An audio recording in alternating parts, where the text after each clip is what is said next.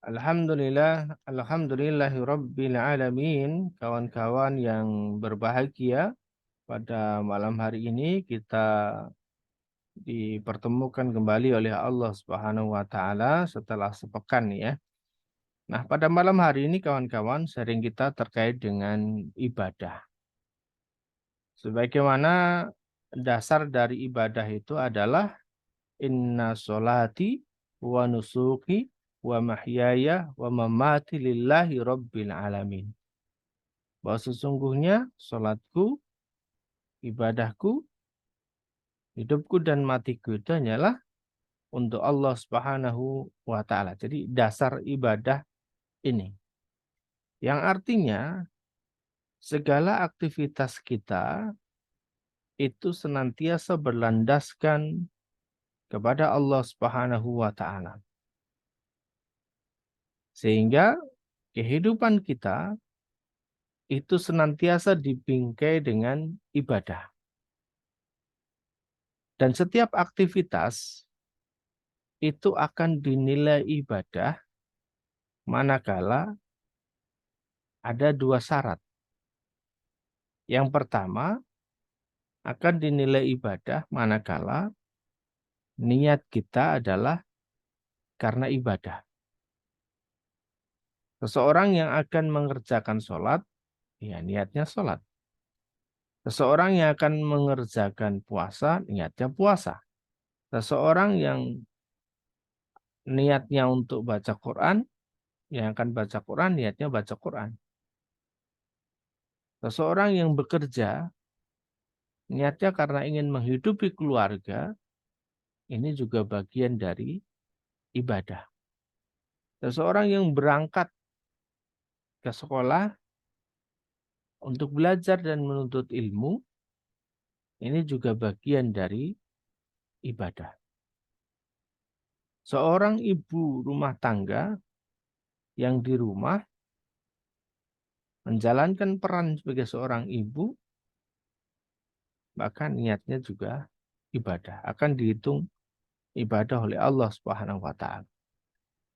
Bahkan masaknya seorang ibu untuk suami dan anak-anaknya ini juga bagian dari ibadah. Dandannya seorang istri kepada suami ini juga bagian dari ibadah. Taatnya seorang istri kepada suami ini juga bagian dari ibadah.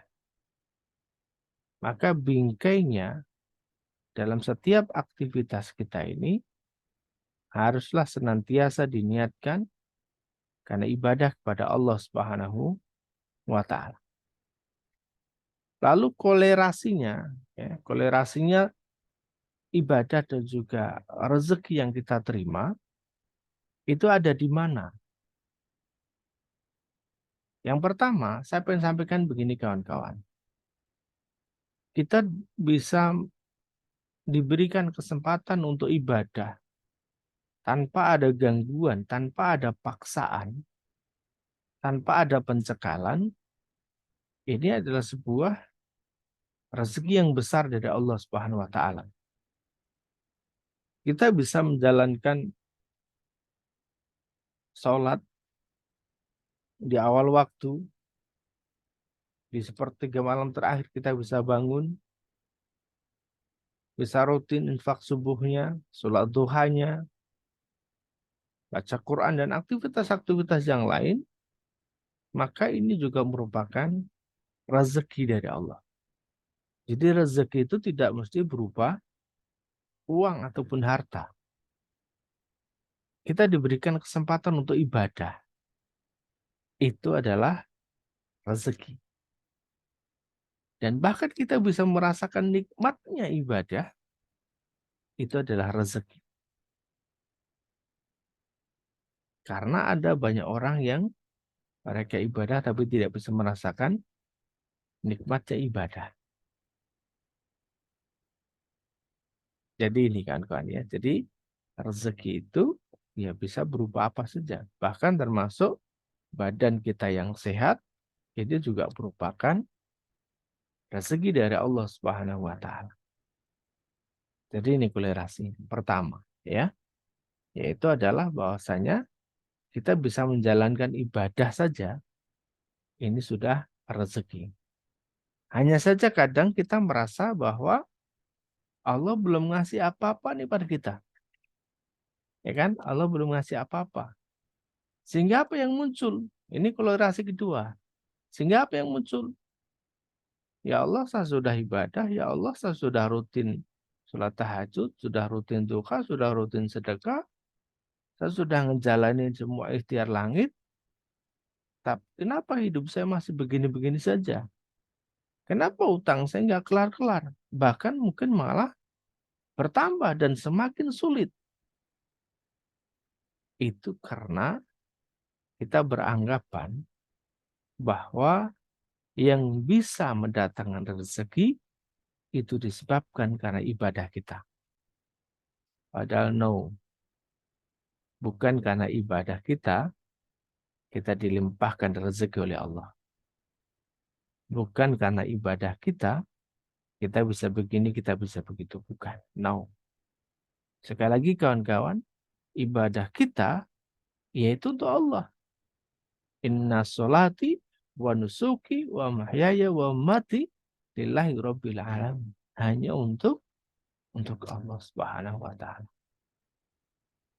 Namun, ya kan, tatkala kita berdiri untuk sholat, tatkala kita mau ngerjain amal-amal ibadah yang lainnya, kita niatnya ini untuk Allah Subhanahu wa taala. Kita niat untuk Allah. Setelah itu, kita boleh angkat tangan dan minta kepada Allah Subhanahu wa taala. Ya Allah, setelah saya selesai menjalankan sholat, saya berzikir, memohon ampun kepada Engkau, dan hari ini saya meminta kepada Engkau. Terkait dengan hajat saya, sebutkan. Terkait dengan doa saya, sebutkan. Terkait dengan permintaan saya, sebutkan. Ya kan ya? Nah, silakan. Ya, silakan untuk disampaikan. Selepas kita menjalankan ibadah. Bahkan dalam sebuah hadis disebutkan, iringi doamu itu dengan amal soleh. Artinya, kita berbuat amal soleh dulu, baru kemudian kita berdoa kepada Allah Subhanahu wa taala. Kita sedekah, lalu kita doa.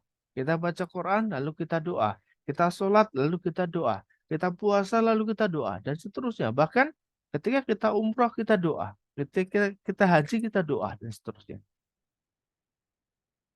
Jadi, seperti itu kawan-kawan. Sholat kita ya untuk Allah dulu. Niatnya untuk Allah.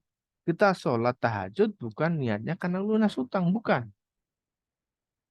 Kita sholat duha bukan karena supaya dagangan kita lancar, bukan. Tapi niatnya karena kita ibadah kepada Allah. Selepas itu kalau kita mau doa sama Allah, ya Allah, kasih lancar dagangan saya. Kasih laris jualan saya. Itu boleh. Ya Allah, sehatkan badan saya agar saya bisa bekerja terus. Agar saya bisa ngebantu orang lain. Agar saya bisa ngedidik anak-anak saya. Itu diperbolehkan. Jadi tahapannya, kawan-kawan, ibadah kita untuk Allah, niat kita untuk Allah, mencari ridhonya Allah, sehingga kita lakukan ibadah yang terbaik. Nah, selepas itu, boleh kita angkat tangan, kita mohon kepada Allah Subhanahu wa taala terkait dengan hajat dan keinginan kita. Ya, itu kawan-kawan. Sehingga nanti jangan sampai muncul nih perkataan, ya Allah, saya sudah tahajud, saya sudah duha, sudah baca Quran, saya sudah infak, tapi hidup saya masih gini-gini aja. Bukan ya, bukan kawan-kawan. Kalau kita niatnya ikhlas karena Allah, ibadah kita karena Allah, sudah nggak akan muncul pertanyaan itu. Itu urusan Allah.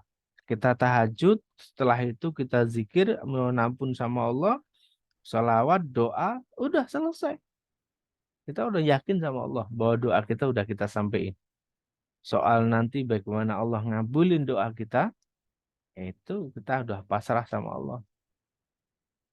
Ini kawan-kawan, kalau kita udah percaya dengan seseorang atau kita dipercaya dengan seseorang gitu ya, kira-kira apa yang terjadi?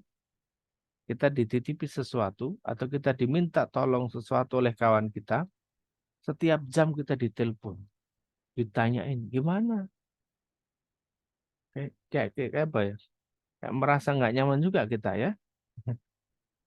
Nah, maka itu jangan sampai kemudian ada prasangka di antara kita dengan Allah Subhanahu wa taala.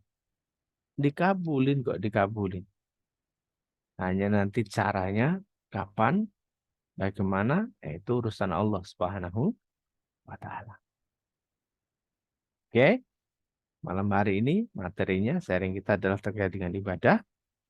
Yuk sampai pol. Kita polkan betul ibadah kita pada Allah Subhanahu wa taala. Duha kita, tahajud kita, sholat kita, baca Quran kita, istighfar kita, zikir kita, infak kita, dan seterusnya. Kita benar-benar sampai pol. Ya, jangan sampai kemudian nanti muncul pertanyaan, Ustadz, saya sudah menjalankan ini 40 hari. Bahkan sudah 40 hari kedua. Saya sudah ikut challenge ini berkali-kali, Ustadz. Nah, teman-teman diberikan kesempatan untuk ikut challenge. Itu rezeki yang besar dari Allah. Karena tidak semua orang diberikan izin untuk bisa ikut program challenge ini. Nah, teman-teman merupakan orang-orang yang dipilih oleh Allah Subhanahu wa taala untuk bisa gabung dalam program ini. Di mana satu orang bisa saling mendoakan orang lain, di mana satu orang bisa mengenal orang lain, di mana satu orang bisa menjalankan ibadah dengan jauh lebih baik, disupport oleh orang lain, bisa sharing di sini bareng-bareng dan seterusnya. Ya, oke, baik teman-teman. Masih ada waktu 15 menit ke depan, insya Allah. Bagi teman-teman yang mau sharing, bagi teman-teman yang mau diskusi, dipersilahkan ya. Mau cerita boleh, apa saja boleh. Mau bertanya juga boleh. Monggo dipersilahkan. Sharing kami buka ya. Silahkan raise hand bagi yang ingin menyampaikan sesuatu.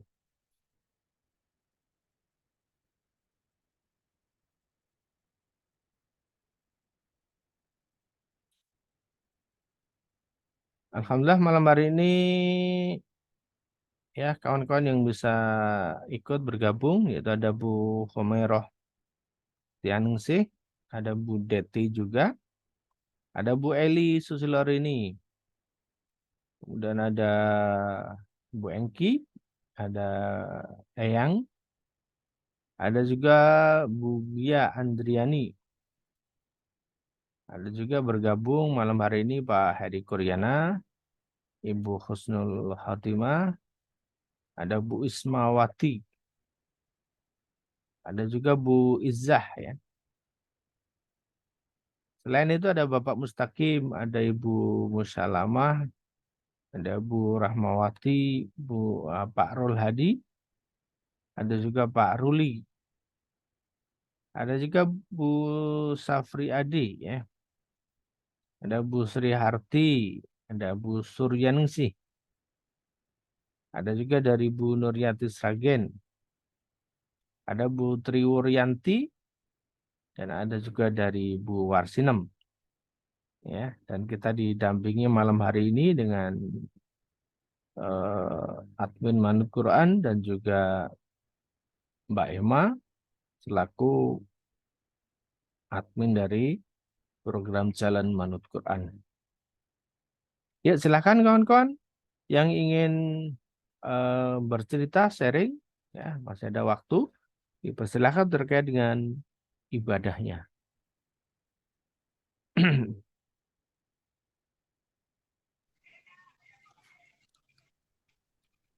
Bu Deti buka mic ini. Iya, Pak Ustadz. Kalau tidak ada yang bertanya, tidak ada yang diskusi, Mungkin belum. saya izin. Ya, silakan Bu. Monggo. Oh, kalau ada yang akan bertanya, silahkan Bapak Ibu. Saya hanya akan bercerita kok pada Pak Ustadz dan pada Bapak Ibu Tidak apa-apa. Yuk, silakan monggo. terkait Ah, pengalaman saya. Nggih, boleh boleh bercerita. nggih. Monggo. Terima kasih. Nggih. Assalamualaikum warahmatullahi wabarakatuh, Pak Ustadz dan rekan-rekan yang tergabung dalam Challenge Manut Quran. Insya Allah semua sehat, Amin, amin. berkah rezeki dunia akhirat. Amin. Allahumma Amin. amin. Mau cerita Pak, teman-teman. Ketika saya kembali dari Jogja, kembali ke tempat tugas saya, itu saya kan seorang diri tuh. Ya, alhamdulillah itu ya rezeki juga itu ya Pak, rezeki juga. Saya mikir, aduh saya duduk dengan siapa? Oh ternyata saya duduk dengan seorang pemuda, dia juga seorang yang punya latar belakang pendidikannya bagus, dia sopan. Nah jadi nyaman lah saat itu nyaman. Nggih, Kemudian turun dari bus saya mikir juga, aduh di kapal nanti saya sendiri lagi. Enggak, ternyata banyak teman yang yang bantu gitu, yang nolong gitu maksudnya. Ayo Mbak ke sana, ayo Mbak ke sana. Kebetulan terus sampai penyeberangan, sampai nyebrang sampai ke Lampung. Saya mikir, waduh barang bawaan saya banyak ini, sendirian lagi mikir saya gitu. nggih, Ternyata nggih. banyak juga yang nolong, ditolong banyak orang ya, ditolong sampai Mbak mau tunggunya di mana travelnya di depan sana, diantar ke sana. Biasanya itu apa itu ke kondektur busnya itu ya, naiknya Nggih, bus itu kan biasanya diberi transport gitu kalau nurun-nurunkan barang gitu. nggih, nggih. Biasanya biasanya dia minta, tapi ini kemarin tuh saya beri malah nggak mau. Nggak usah Mbak, udah nggak usah. Loh, nggak usah toh. Oh, ya sudah, alhamdulillah. Nah, Hmm. sampai di situ udah diantar, kemudian ketemu lagi ibu-ibu mau ke Surabaya. Ngobrol-ngobrol. Dia tanya Mbak sudah makan belum? Belum